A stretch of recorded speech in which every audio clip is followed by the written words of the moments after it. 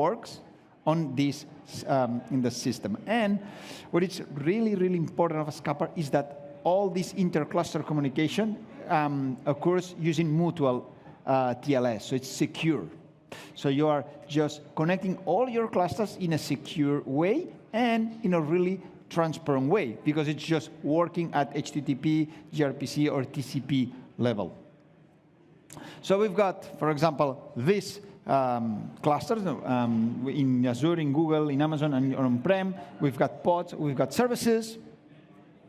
And what we need to do is just install a Skupper in all these clusters. So you just install a Skupper, and automatically will start happening some kind of MTLS communication between all of them.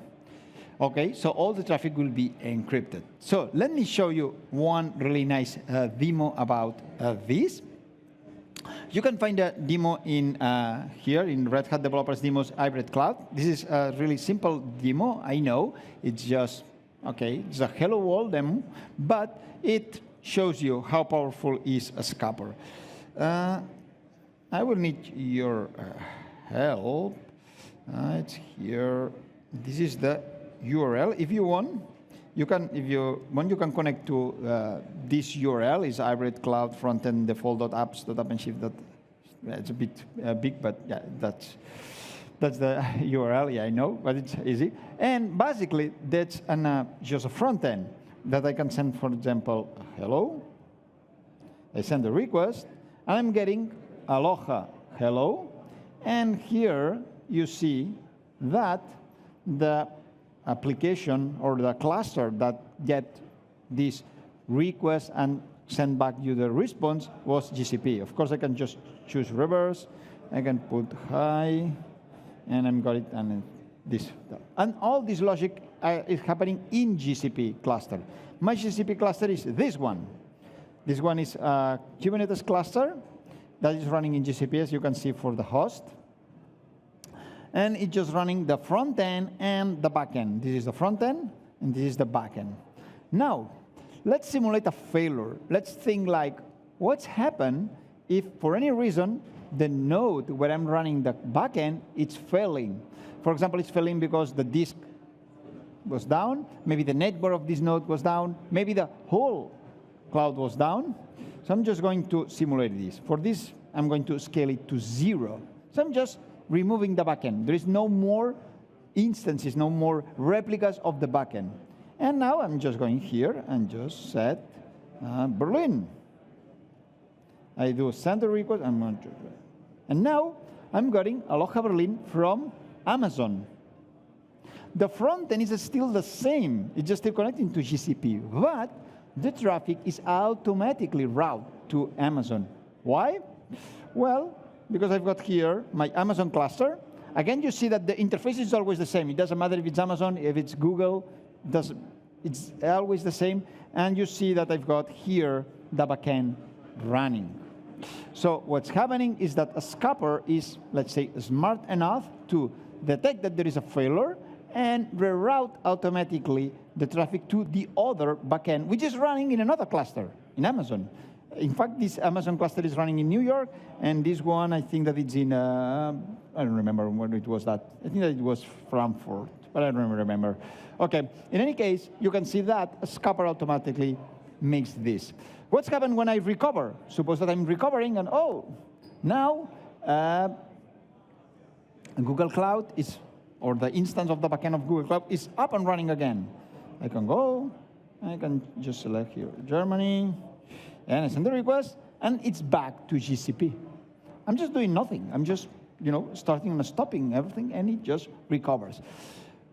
Why this is working? Well, actually, it's working because we've got a Skupper router here. You see, this is the Skupper router. It's just the Skupper thing that we installed in each of the clusters. This is the Skupper router of the GCP, and I've got here the Skupper router of the Amazon. So I just install these routers and automatically detects these failures and reroute the traffic.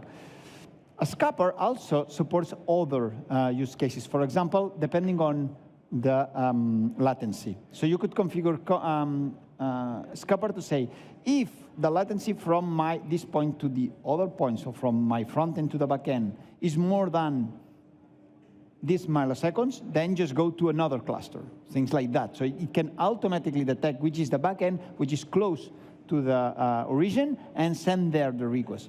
Or also you could do things like, I'm just getting a lot of traffic to this cluster or to this cloud, and I'm going to start sending the request to the other cloud. So you can even configure to just monitor the throughput or there is a spike of the traffic and then start sending traffic to another cloud. These are all the kind of things that you can do with a Skupper. And you might say, but a Skupper probably is super complicated to use, and this is what you need to follow to just run. This is the example, okay? This is what you need to do. Just deploy your backend, but it's just it's a YAML file, a typical deployment file. Annotate it with a Skupper.io/proxy HTTP, so you're just enabling this backend as being Skupperized. And finally, in your main cluster, on one of the clusters, you need to init a Skupper and create a token. Basically, this token is used to secure the communication between clusters. And then in all other clusters, so for example, my main cluster was GCP. The other clusters, for example, Amazon, I just do a Skupper init again. So I just start all these routes. And I just say, connect to the other Skupper routes with this token information. And it automatically connects and do all these mesh for you. So it's super easy to use. And it's just a matter of running these CLI tools. Of course, some of you might say, and what's happening if you want to use GitOps? Skupper also supports, you can see it somewhere here, the YAML approach. You see it, I don't remember where, but there are examples. Well, now I'm just don't want to spend time here. YAML configuration. So you can just do exactly the same thing that I've showed you here, but instead of doing Skupper init, Skupper create token, and so on, you just do it by, you can see here in the example, by creating these YAML files, and then you can manage Skupper, but using the GitOps. Then, some of you will say, that's really cool, but what about cost? If I've got 2 clusters running, I need to pay double, because I've got my pods running in one cloud and some pods running in the other cloud. Yes, that's true, but for these reasons, we've got serverless. We know that serverless doesn't mean that we do not have servers, because we still have servers, but what it means is that we do not require server management. We just deploy the service, and all the cloud will manage everything. Will manage the network configuration, how I would say the pod is, or the services, scale it up, scale it down. Depending on the traffic, just add more instances, less instances. All these things happen automatically. And that's important because it means that our cloud provider can only build for the exact demand, which means that if we do not have any demand, they cannot build for it because we are not running anything. Basically, in Kubernetes, we've got Knative to run our workloads in the serverless mode. Basically, Knative helps us to deploy Kubernetes workloads in a serverless way, which means that we can scale to 0. Basically, it means that if we are not getting any traffic, we can scale the application to 0. We can scale the pod to 0. If it's scaled to 0, means no memory, no CPU, or cloud provider cannot build for that. Of course, also, Knative can scale from 0. So the pod is there, but it's a stop. But when we get a request, automatically Knative will start a new instance. So I'm going to show you Knative in a quick demo so you can see it in action. I've got here how you define a service in Knative.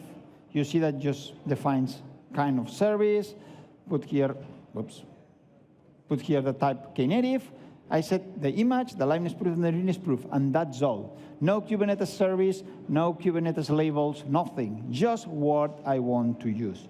Now, I can do kivctl apply -f, serving here service.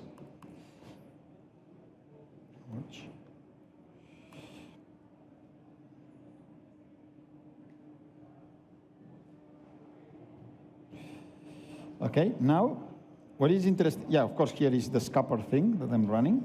And the important part here is this greeter. You see that the container has been created, and now it's running. But I'm not sending any traffic. It's just there. Let's wait a bit.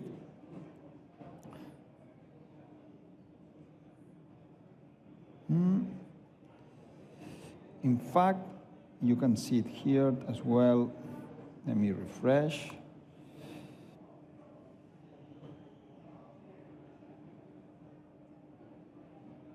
I'm just waiting to not send anything so you can see how the traffic is automatically scaled down. You see here, you see that it's dark blue, which means that the pod, the deployment is there running. But by default, Knative, when the service doesn't get any request for 1 minute, it scales down. This is configurable. You could put 2 minutes, 30 seconds, 1 second, whatever you want. But you'll see now how the pod is terminating, and it will get in white. You see also here how the pod is terminating. So it's been removed. No request, scale down the pod. So it means that no memory, no CPU, nothing is used. Then what's happened if, for example, this is my backup cloud and my primary cloud goes down?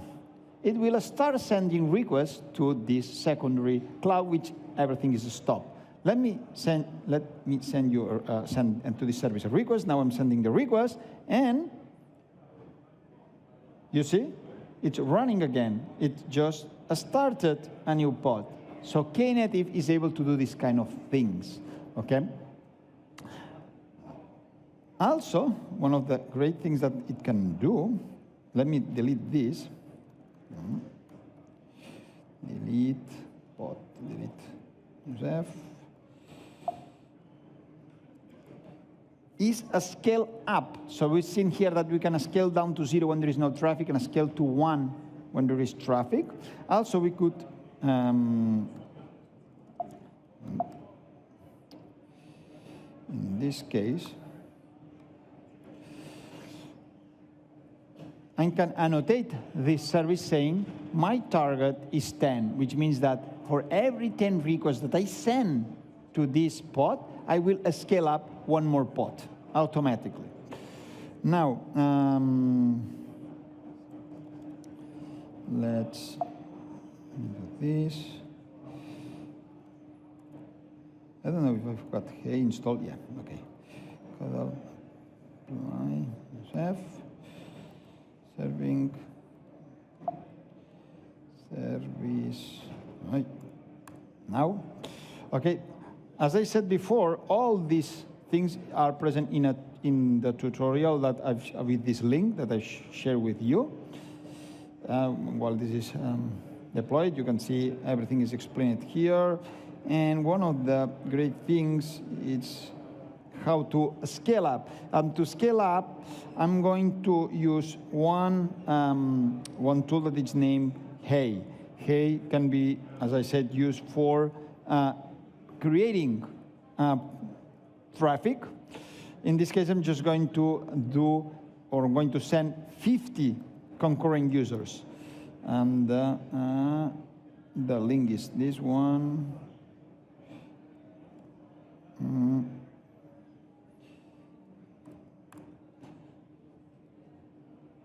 Now, what you're going to see is that this prime generator is being scaled up automatically. Just scaling to 3 instances, because I get it request, I just reach the limit, so I just add a new pod, then a new pod. I get all the requests, so I just get it on a spike of traffic, and if we wait for 1 minute, automatically it will start on deploying all this. So